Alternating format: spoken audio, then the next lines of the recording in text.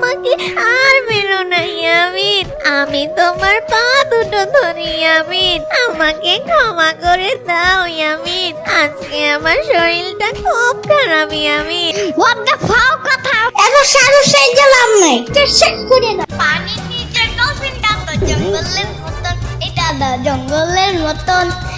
ইয়ামিন, এটা তুমি কাকে নিয়ে এসেছো? চুপ থাকো, হোয়াট দ্য ফাও কথা, এটা আমার বিয়ে করা বউ। তোমার বউ মানে আমি তো তোমার বউ, তাহলে এই মেয়েটা তোমার বউ কিভাবে হয় বলো তো ইয়ামিন? হোয়াট দ্য ফাও কথা। হ্যাঁ, এত কথা বলতেছো কেন? বেশি রাগ করলে চুল পড়ে যায়। আমাকে আজ পর্যন্ত একটা সন্তানের মুখ দেখাতে পারলি না, মুখ পুরি কথাকার। তাই আমি ঈশিতাকে বিয়ে করেছি, ও আমাকে এবার সন্তানের মুখ দেখাবে। ও আচ্ছা, আমি এবার সবটুকু বুঝতে পেরেছি। See is not a big deal. কথা হইলে কথা তা না। তুমি চাইলে একটা বানিলা কেক আনতে পারো। এখন ভিতরে যাও, আমাদের খাবার দাবারের ব্যবস্থা করো, সাথে বিরিয়ানি রাখবে কিন্তু। আচ্ছা ঠিক আছে, আমি যাচ্ছি। এরপর শম্পা কাঁদতে কাঁদতে ঘরের ভিতরে চলে যায়। ইয়ামিন আর ঈশিতার জন্য ঘর সাজিয়ে দেয়, ফুল দিয়ে সুন্দরভাবে তাদের বিছানা সাজিয়ে দেয়। এরপর শম্পা এক গ্লাস দুধ আর কিছু ফল নিয়ে আসে। শম্পাকে দেখে ঈশিতা বলে, এই ইয়ামিন, ও কেন এসেছে এই ঘরে?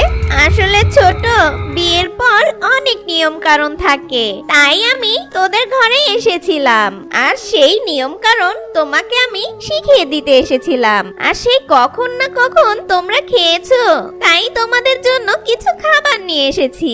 এই শম্পা শোনো, তোমার মতন অলক্ষীর কাছে আমি কোনো নিয়ম কারণ শিখতে চাই না। যা নিয়ে এসেছো সেগুলো এখানে রেখে তুমি চলে যাও, আর এখনই বের হও আমার ঘর থেকে। ইয়ামিন, ওকে এখনই আমাদের ঘর থেকে বেরিয়ে যেতে বলো, না হলে কিন্তু আমি কান্না করব। চুপ থাকো, এত কথা বলতেছো কেন?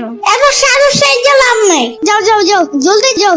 এরপর শম্পা খাবারগুলো রেখে কাঁদতে কাঁদতে সেখান থেকে চলে যায়। শম্পা সকাল সকাল উঠে সবার জন্য খাবারের ব্যবস্থা করে, আর তখন ঈশিতা এসে বলে, শম্পা, আমার ঘরটা না অনেক ছোট হয়ে গেছে, এই বাড়িতে সবচেয়ে বড় ঘরটা কোনটা? তাড়াতাড়ি আমাকে বলো তো। হ্যাঁ ঈশিতা, আমার ঘরটা অনেক বড়। শম্পা, এখনই চলো আমার সাথে, আমি একটু তোমার ঘরটা দেখে আসি। যদি তোমার ঘরটা আমার পছন্দ হয় তাহলে আমি ওই ঘরেই থাকবো। এই ছোট ঘরটায় থাকতে আমার দম বন্ধ হয়ে আসে। এরপর শম্পা ঈশিতাকে তার ঘরে নিয়ে যায়। ঈশিতা ঘরটা দেখে বলে, শোনো শম্পা আপু, তোমার এই ঘরটা না আমার অনেক পছন্দ হয়েছে। আজ থেকে